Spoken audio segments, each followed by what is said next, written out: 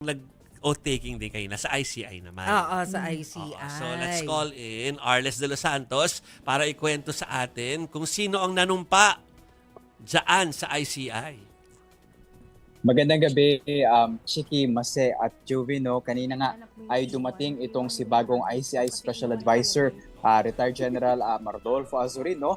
Para nga sa kanyang pag-assume sa kanyang bagong posisyon kung saan nga ito ay binakante ni Baguio City Mayor Benjamin Magalong. Kung matatandaan natin, napakalaki ng kanyang gampanin, no?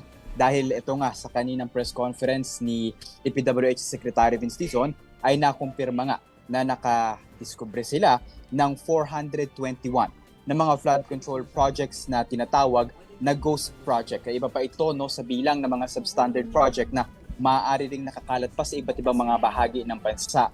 Ayan ay nagmula sa 8,000 na mga in-inspection at vinalidate, no, ng ahensya, at kanina nga ay ipinasa nila ang kanilang report sa ICI kung saan nirekomenda nila ang mas susi na pagsisilip pa dito sa mga proyekto na ito, no, dahil itong 421 daw, Jovi, Chiki at Mase, ay matatagpuan sa iba't ibang mga rehiyon sa Pilipinas. Mayroon sa Luzon, sa Visayas at Mindanao, pero karamihan daw sa mga proyekto na natagpuan dito ay nasa Luzon. Sa ngayon, hindi pa malinaw kung magkano ang halaga ng mga proyekto na ito at kung anong taon ang nasimulan itong mga proyekto na ito, no? Bukod pa dyan, kung anong administrasyon daw na ilagay ang proyekto na ito sa GAAMan o sa NEP, at kung ano nga, no, yung mga contractor, sino-sino ba? Yun kasi isa sa mga malalaking tanong ngayon dahil ayon kay Secretary Vince Dizon, mayroon daw na ilang mga personalidad, no, sa top 15 na mga contractor na pinangalanan ni PBBM sa kanyang pagsisiwalat, no, nitong mga maanumalyang flood control projects. May ilan daw na mga kaparehas na kontraktor na nauugnay pa rin dito sa 421 na mga ghost projects, pero napakadami daw nitong mga proyekto na ito, no, at maaring umabot pa daw ito na mas malaking numero sa mga paparating na araw. Ayon sa DPWH, napakalaki ng hamon ang kanilang kinakaharap at maaaring umabot pa daw, no, ng 100,000 na mga proyekto ang tignan nila.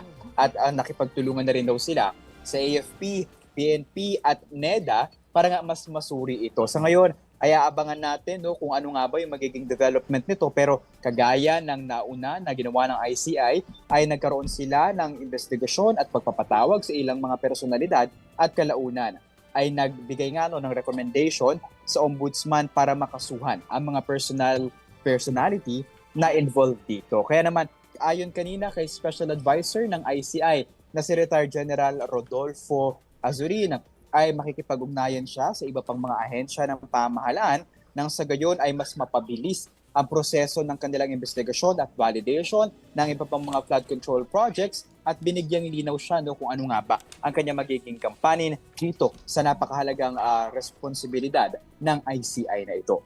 So, Arles, malinaw na si Retired General Azurin may papel na nakalagay Special Advisor and Investigator. Kasi kanina yun yung banat ni Yusek Castro kay Mayor Magalong. May papel ka ba na nakasulat Investigator? Eto, meron na.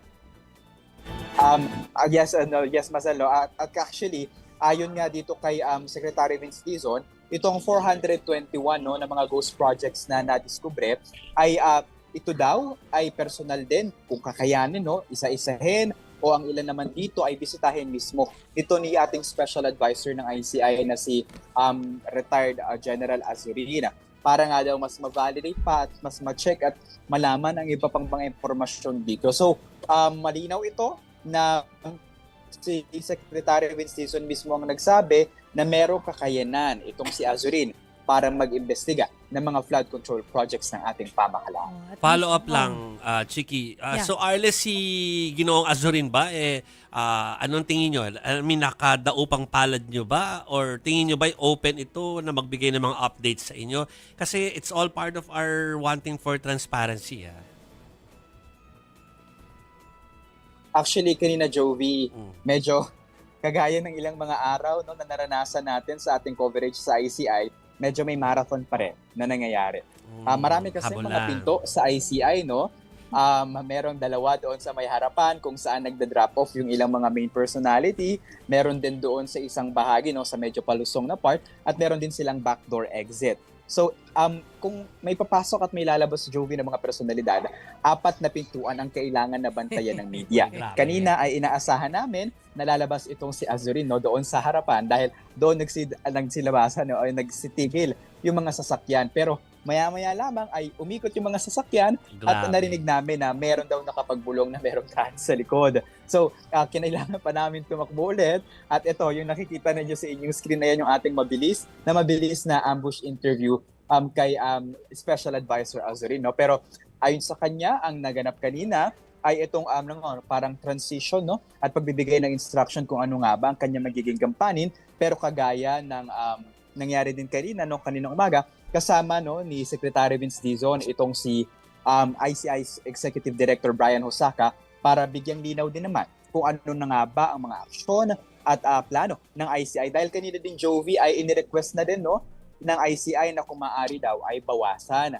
ang threshold ng DPWH officials. Yung dati daw na 400 million pesos na capability, no, or yung LOA na tinatawag, ay kung maaari daw hatiin ito sa gitna. So magiging from 400 million, magiging 200 million pesos na lamang yan para sa regional level, at yung mga nasa district engineers naman, ito yung mga pondo para sa programa at para makapag-procure mula 150 million pesos ay gagawing 75 million pesos na lamang. So ayan ang ilan sa mga impormasyon na nakuha natin kanina sa ICI. Okay. Papasok ko na kay Chiki, pero sabihin ko sana, Chiki, malapit ka nakatira dyan, di ba? Magbantay ka na rin kaya tulad ni Arles. Sabihin ko nga kay Arles, gagaling ka na din sa pag-iimbestiga. Arles. Parang hindi marathon ginagawa nila, parang hide and seek. Hide and seek. Correct. Arles, lagi kasing sinasabi sa mga interview, sa mga press con na sobrang daming maanomalyang flood control projects, no? So meron ba silang plan para i-expand, palakihin yung team? Kasi naalala ko, sabi ni Baguio City Mayor Benjamin Magalong, one of the problems is 30 lang ang kanilang support investigators. So kulang daw talaga, mahihirapan. Actually, no, Chiki, sa pinakahuling tala kanina, no, ni Yusek Claire Castro ay umabot na nga sa 19,000 daw yung mga naiulat sa Sumbong Pangulo website. So doon pa lang sa numero na yon, napakalaki na, no, ang kailangan silipin ng pamahalaan. Bukod pa yan sa kinumpirma ni Secretary Vince Dizon na nasa 100,000 daw na mga proyekto ang kanilang kailangang silipin at busisiin para nga malaman ang regularidad nito at ano pa nga ba yung mga ibang nangyari bago gumulong itong mga programa na ito. So far, ang pinaka-impormasyon na nakuha natin patungkol sa kanilang manpower ay ang kanilang pakikipag-ugnayan sa AFP at PNP at sa NEDA at maaaring yung iba pang mga organisasyon, no, o ahensya ng ating pamahalaan, mga local government units din para mas masilip nga ito. Nang sa gayon din ay mapabilis din ang investigasyon, nang sa gayon ay makapagpasa din ng mga rekomendasyon sa Ombudsman para sa mga ikakaso kung mayroon ng mga anomalya sa mga flood control projects na ito. Okay. Sige, maraming salamat sa iyo, Arles, na patuloy na nakatutok dyan sa ICI. Thank you, Arles Santos. Ano kaya meron si Azurin, no, na pinayagan mag-investigate, tapos si Magalong hindi pinayagan? Mayor kasi si Magalong, so hindi siya pwedeng Kasi he has to resign pala, yes, no? so magdodoble-doble. Yes. But Kaya anyway, special advisor lang. Oo,